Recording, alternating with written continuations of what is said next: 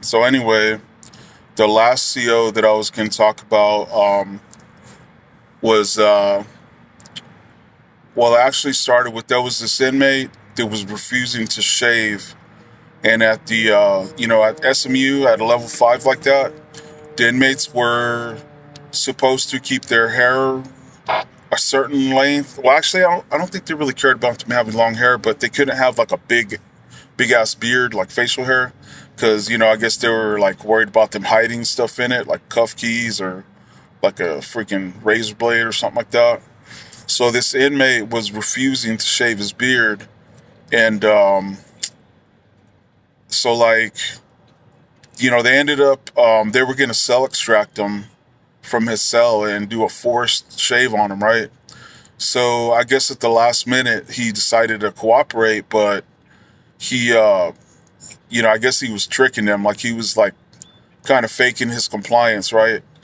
So they escort him down to the yard office, and in the yard office they had some clippers that they would use, to when they force shave the inmates or whatever.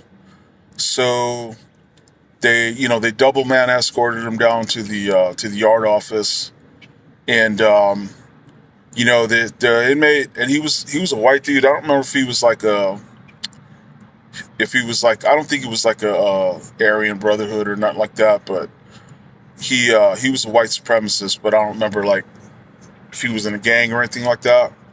But so there was like two or three COs in the yard office, and I think the lieutenant was in there.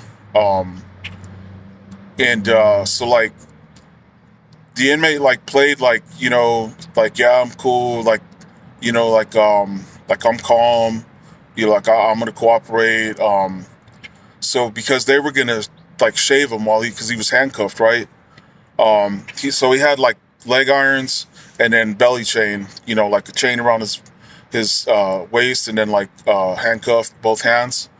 So he talked them into letting him shave himself. He was like, yeah, I'll shave myself. It's all good. Like, you know, I'm sorry didn't comply, or whatever, like was being pain in the ass or whatever.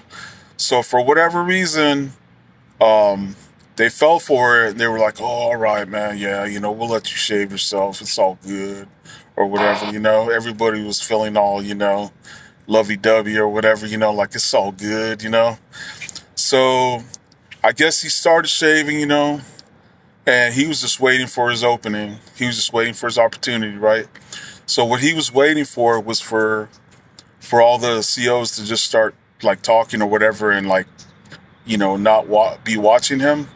So that's what ended up happening. They were all bullshitting and like just going on with their business, like everything was all good and everything.